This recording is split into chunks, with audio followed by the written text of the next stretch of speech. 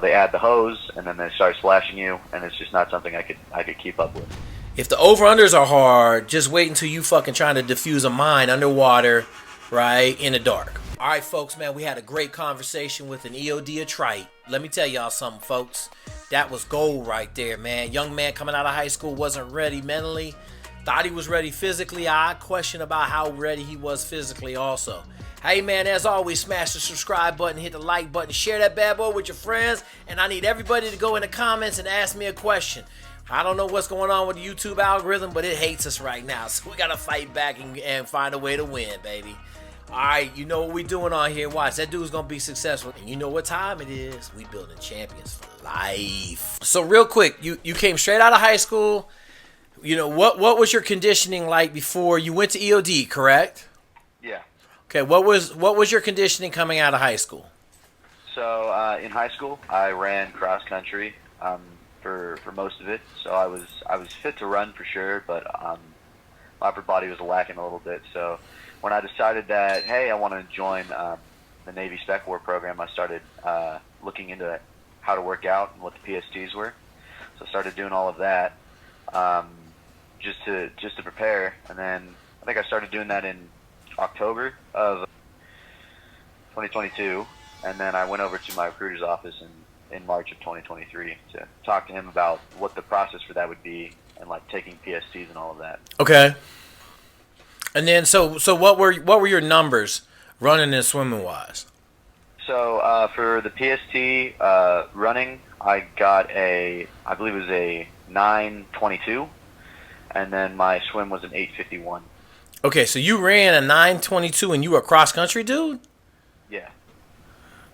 Were you a bad cross country dude? Yeah, I was a bad cross country. Okay, for sure. I'm about to say because I ran a 9-minute and I got asthma and everything else. Ain't no cross country about me. So okay, so your times. How many miles a week were you running? So when I like picked up my contract and I was like ready to go, I started running about 6 miles a day for about 6 days. So about 36 miles a week. Okay, and how much were you swimming? I was swimming every day for like 2 hours. So I do my warm up would be like a 500 freestyle, and then I do some like breath holding pyramids. So where you do 2 strokes, take a breath, then do that twice, then 3 strokes, take a breath, do that twice, that kind of thing. And then I would do a little bit of treading, not enough, but a little bit of it. And then I would do like simple AAs like mass clearing or knot tying. Okay. Stuff like that. Okay, so how many meters do you think you were swimming a week? Probably, I'd say about 8,000, something around there. Okay, so I'm going to put it in perspective. We want to be running 50 miles a week, and we want to be swimming 25,000. Okay. When we show up, right? Like when we show up, like my kid that just crushed EOD school, I ain't going to say he crushed it, but he did fine. He crushed the physical part of it. Was killing it mileage-wise and swimming. You know what I'm saying? Okay. So I just want to get an idea kind of where you were prior to showing up, because I think that has a big function on kind of what happened, right? Like, yeah. Okay, so you end up, you graduate high school, 23, you show up. What's first? So like at boot camp or like? Yeah, like when you joined it, you went to boot camp. Yeah. You got out of shape. Yeah, so boot camp, it's just like an occasional run that isn't very long. It's like 15-minute run. And then like we had like the drying racks we'd use for pull-ups and stuff. So we do pull-ups and push-ups and like crunches and stuff, but nowhere near like staying in shape. So you fall out of shape. And so yeah, we finished boot camp. We're all kind of a little bit out of shape. And then I believe it was that Monday or Tuesday when we started classing up that we did our first PST, and everyone kind of got their numbers back to see like where they were. So I think my swim went all the way down to a 9:45, and my run was in, I believe, a 9:50. That first PST coming back. Okay. So. Yeah, understandable. Yeah. How much extra were you doing personally?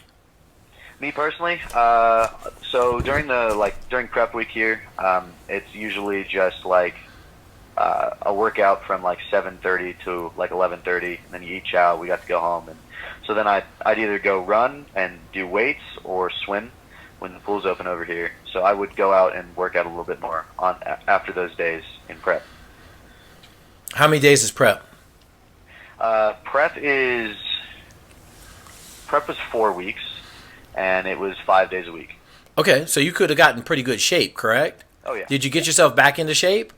Absolutely, yeah. I was back into shape by the last PSD we did. So I was showing similar numbers to when I got here. Okay. Sure. Okay. So let's start the pipeline. What happened in the pipeline?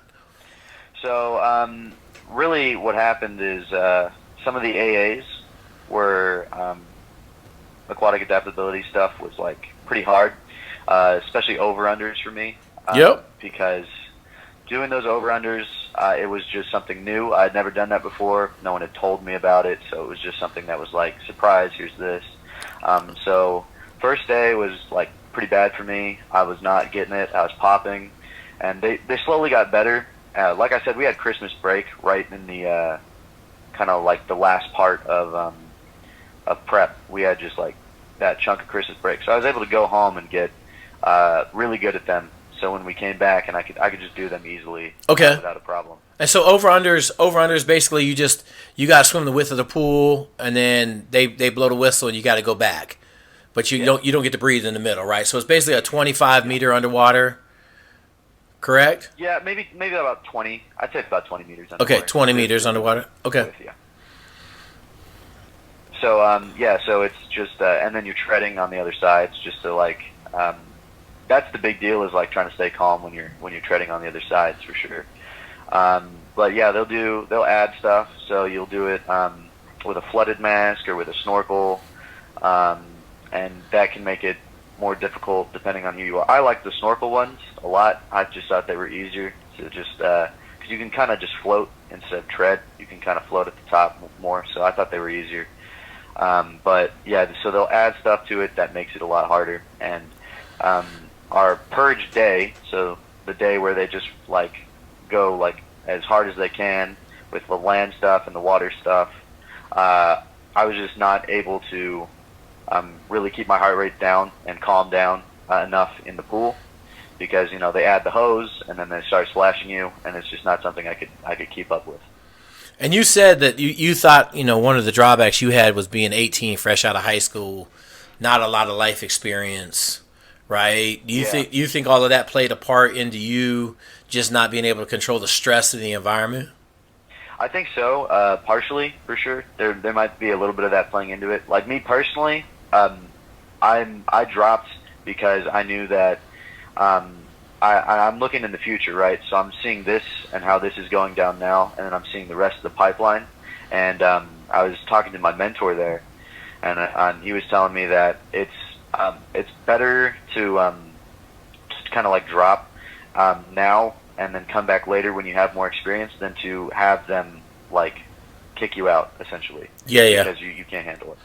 So I was talking to him about like the options for that and everything, because I didn't feel like I was mentally ready for it. Physically I was doing all right, but mentally I was just not prepared for it. Okay.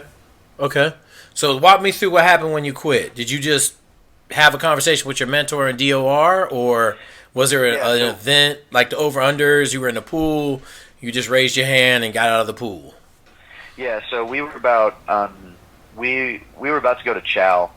So we had finished everything, over-unders, all of that stuff, and we were about to go to chow, and I was like, I just don't think this is right for me at this time. I just don't think I'll be able to succeed really well in this situation.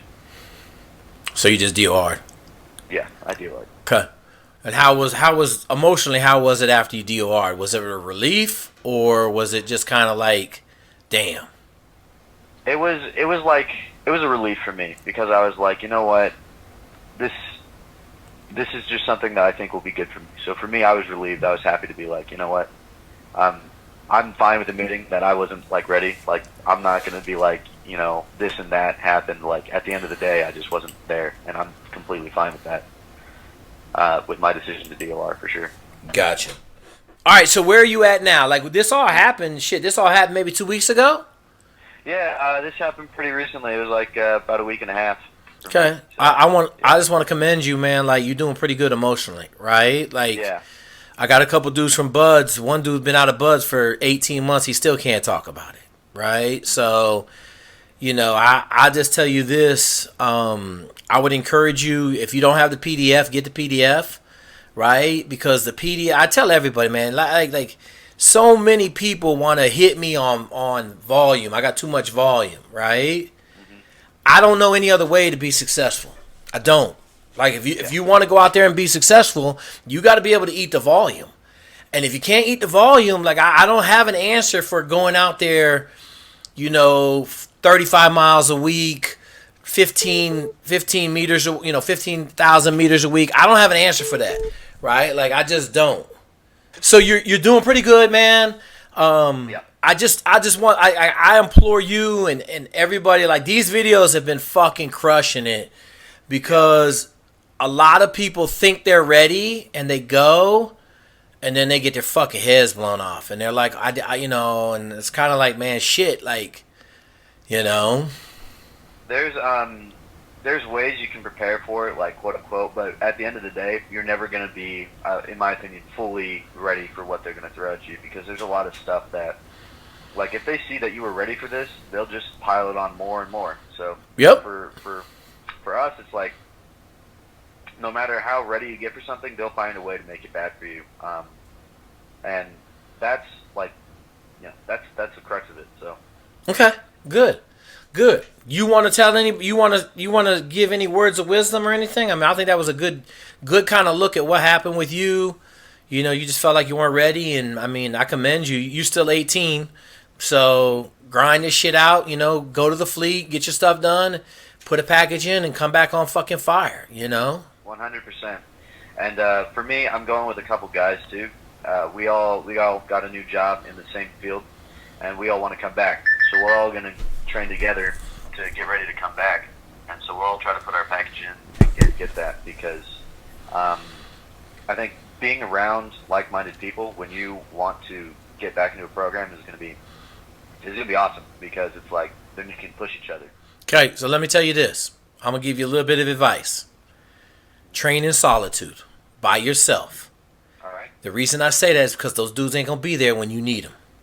That's true. In the middle of the night, right? In the middle of the night when you're doing a night dive and it's scary and the shark didn't hit you and you down there at the bottom and you need to, defuse the mine, Yeah. they ain't gonna be there with you.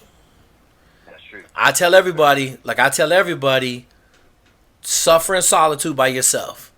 The more people you have, the more people you need to help you, the less chance you have of making it. Okay.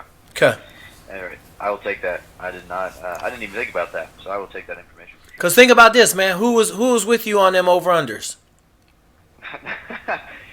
Nobody. No one. It was just me out there. That's it, basically. Right? You guys had you really got into doing a bunch of night stuff yet? No, we didn't get to. Yeah. So like I just went through the whole pipeline for the last 2 years with my dude. So I'm very aware, like, if the over-unders are hard, just wait until you fucking trying to defuse a mine underwater, right, in the dark. Yeah. You have fucking problem. Oh, yeah. So for me, like, I run alone, and then I'll do weights alone. But I like to swim sometimes with people because, I don't know, it's just kind of, we can kind of push each other. Because if I'm swimming by myself, sometimes I find myself lacking occasionally, so... I'm not saying don't work out with people. Yeah, but I'm just saying the meat of your shit is by yourself. Okay. I swam every day in a pool for the PST. I swam in a pool with Tom Shear and this EOD, Spec Ops diver warrant officer. Okay, and I was like, when I tell you I was not swimming well at all, and a month later I was swimming so fast I was like, but they were killing me every day for an hour at lunch. But the runs in the morning were on me. The lifts in the morning. The run at lunch was on me. The run at night was on me. You know what I'm saying? Like, yeah. Because when I tell everybody, man, like, you're in a pipeline that is a one-person pipeline. It's not a team game. And a lot of people think it is a team game, but I tell people, man, like, ain't nobody gonna stop you from quitting in the pipeline. Yeah. So It's for everyone that I know that quit, our class dwindled very quickly. So I know that I'm like the guy right now that is like most optimistic about the future, because Okay. I think they're all focusing on the fact that they quit instead of looking at the opportunities they have now. yeah, absolutely. Because getting fleet experience, yeah, there's gonna be times it sucks, and it's gonna be like, it just sucks sometimes. But having that experience in the fleet and knowing, like, just having time to experience that for me is gonna help. I know it's gonna help because I just know that I was just not mentally there. I hadn't been put in a lot of stressful situations, so I want to get back and get it with a different outlook and a different attitude. Absolutely, brother. Absolutely. Go grow up a little bit, right? Mature a little bit, and then come back and hit it. Make sure you're in world class shape. 100%. Yeah, I'm taking notes, man. Absolutely. Call me, man. You got my number. I'll get you ready. Absolutely. Just be aware coming out the fleet, man. Just this is what I would tell you. Keep your mouth shut until it's time to put your package in. I don't know what you're going to do. Don't say it, but whatever you're going to do, just make sure you fucking do it the best you can. And then when you get ready to put your package in, just put your package in. Yeah. Okay. Okay, I came out the fleet too. I kept my mouth shut right up until I got my swope in. I said, hey, I want to be a Navy SEAL. They was like, ah! And then shit started rolling downhill, but I got picked up, so it was all good. Okay. Yeah. I like talking to the Bud Studs here because I like to hear their stories and what they did and how they worked out to get ready for Buds, and then what they did in Buds as well, because I do like to hear about that stuff and kind of get some insight on that as well. Absolutely, man. You got any questions for me? Not right now, man. I'll probably ask you for a few workouts for the pool for sure, but yeah, no, I'm thinking good. Hey, man, thank you 1,000 times, man. These guys that quit failure videos, whatever you want to call them, fucking Genesis videos, Phoenix videos, they've been fucking killing it because it takes a lot to come on here and talk about, like, not making it, No, 100%. So, like, just for, like, people that want to do these programs, there's not a whole lot about them, I've noticed. When you Google, like, EOD and all of that stuff, there isn't, like, a ton of information about it, but, like, swim, dude. Like, get comfortable being uncomfortable. Like, that's the biggest thing that I think the mindset change is just being comfortable being so pressured and uncomfortable at the same time. absolutely. It's a lot to handle, but, hey, man, I'll kill it next time for sure.